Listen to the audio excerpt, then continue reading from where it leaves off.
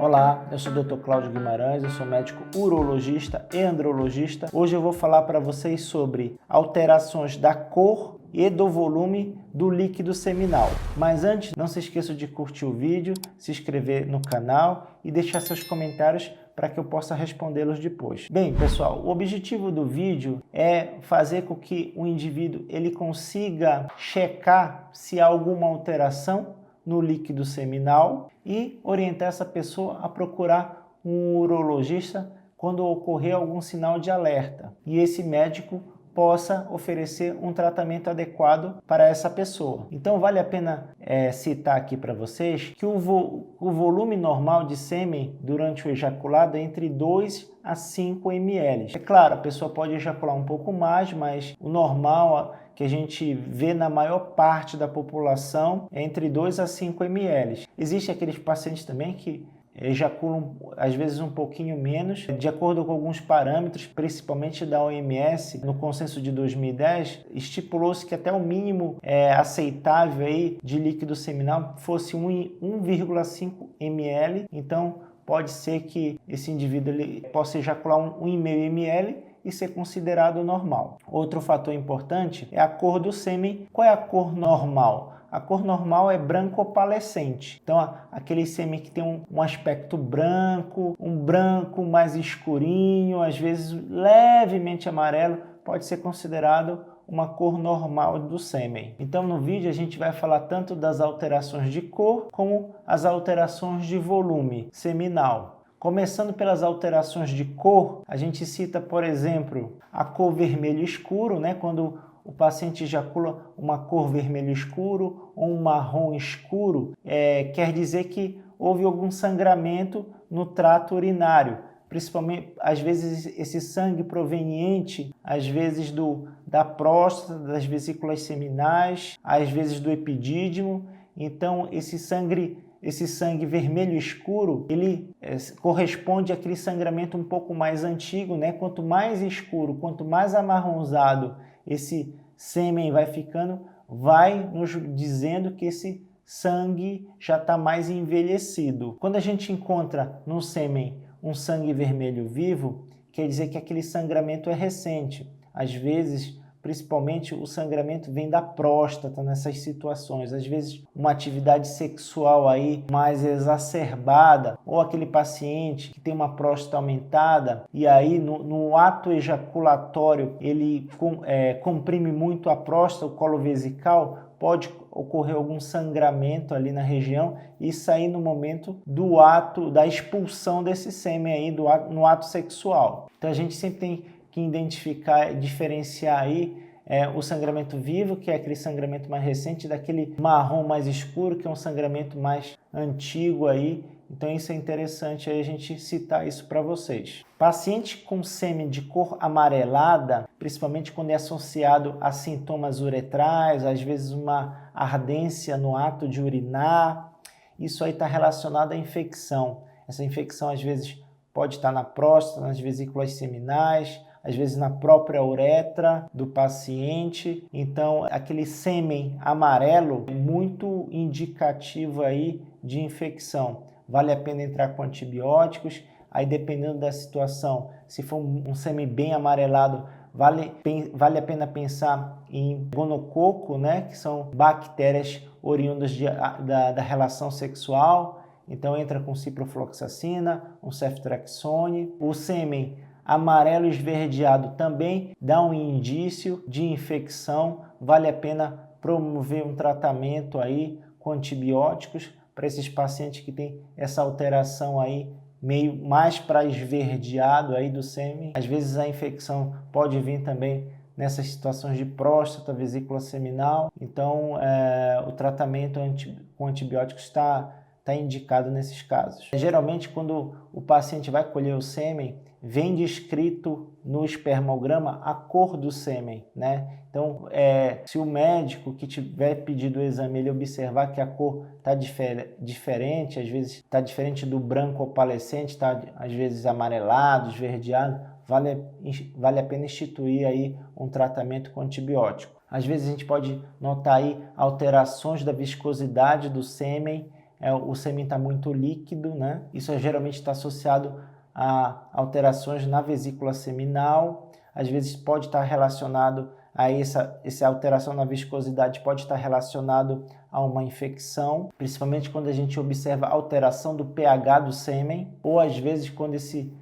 sêmen está muito líquido, a gente tem que pensar também em obstrução ali a nível de vesícula seminal, fazendo com que perca um pouco dessa cor branco-opalescente. Então vale a pena aí fazer uma investigação, procurar um urologista para chegar no melhor diagnóstico. As outras alterações relacionadas a volume, eu vou citar aqui para vocês. A maior preocupação dos pacientes é sempre relacionado à diminuição do volume seminal. Então, como a primeira causa aí de diminuição do volume seminal, que vale a pena comentar aqui para vocês, é a idade do paciente. Quanto mais velho o paciente vai ficando, vai diminuindo os níveis de testosterona, vai diminuindo a carga androgênica desse paciente. Então, os líquidos produzidos tanto no testículo como nas vesículas seminais, próstata e glândulas de Cooper, elas vão diminuindo com o decorrer da idade. É muito comum a gente ver aí indivíduos mais velhos falando que estão ejaculando muito pouquinho. Isso pode ser devido à diminuição dos níveis de testosterona desse paciente. Vale a pena lembrar que a vesícula seminal ela produz 70% do líquido do sêmen, a próstata produz mais ou menos 25 a 30% do líquido seminal e o testículo produz mais ou menos 5 a 10% do líquido seminal também. Outra causa de diminuição do volume seminal é a ejaculação retrógrada. Existem algumas causas para que o assoalho vesical ele não contraia no momento que o paciente está ejaculando. A gente tem que lembrar que a ejaculação ela é dividida em duas fases. A fase da emissão, que é o momento que o sêmen chega até a próstata ali nas glândulas de Cooper, e a fase de expulsão, que é quando ela passa a próstata, o assoalho vesical ele contrai e não deixa o líquido ir para a bexiga, expulsa, fazendo com que o esperma vá para frente, entre na uretra. Então,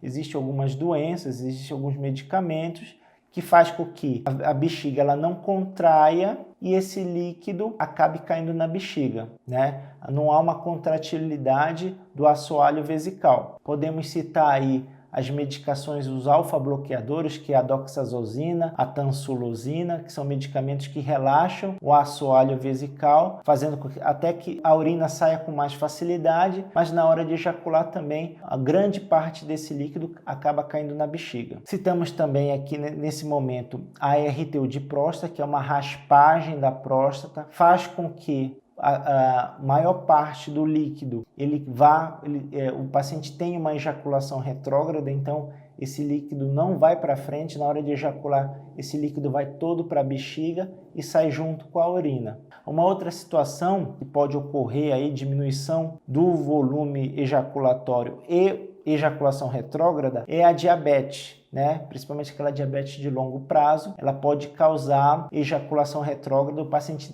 tem aquela sensação de orgasmo, não sai nada, mas na verdade é que o líquido está caindo para dentro da bexiga. Causas obstrutivas aí são também algumas das razões para diminuição do volume ejaculado, principalmente aqueles caras que têm agenesia bilateral dos deferentes, que está relacionada à fibrose cística. Geralmente esse paciente, desde o início da vida sexual, ele já ejacula um pouco, né? E geralmente esses pacientes são azospérmicos também. Causas obstrutivas que também a gente pode citar são as estenoses de uretra, né? O paciente ele tem estenoses ao longo da uretra peniana, uretra bulbar, então na hora de ejacular o líquido bate ali na estenose e não é exteriorizado. E a gente pode também citar as obstruções dos ductos ejaculatórios, que pode ocorrer principalmente por infecções, ocorre uma estenose na região e acaba não ejaculando. Uma pergunta muito frequente é se a vasectomia ela causa diminuição do volume ejaculado. Não, porque quando você liga o deferente, você interrompe o líquido que vem do testículo, que esse geralmente é 5, no máximo 10% do volume ejaculado. Então, para o paciente acaba sendo muito imperceptível. O aumento da frequência ejaculatória também faz com que o volume seminal diminua. Então, quanto mais esse paciente ejacula, menor é o volume seminal também. E existe também medicamentos que podem diminuir a produção do volume seminal como um todo. E nele a gente pode citar a dutasterida, a finasterida, que são inibidores da 5-alfa-redutase. Podemos citar também antiandrogênicos para o tratamento de câncer de próstata, no qual a gente pode citar aí o acetato de goserelina, a flutamida, a bicalutamida, são medicamentos antiandrogênicos aí no tratamento de câncer de próstata. E podemos também citar aí a prostatectomia radical, que é uma cirurgia para o tratamento de câncer de próstata, no qual é tirado toda a próstata e as vesículas seminais, e aí, nesses casos aí, o volume seminal ele é zerado, o paciente ele sente a sensação do orgasmo, mas não sai nenhum líquido, né? Então, esses são várias causas aí para diminuição do volume seminal. Bem, espero que vocês tenham gostado do vídeo. Eu vou deixar um outro vídeo antigo aqui que eu fiz sobre volume do sêmen, o que pode causar diminuição do volume do sêmen. Se vocês tiverem mais ou algum interesse em continuar nesse assunto, aguardo vocês no próximo vídeo.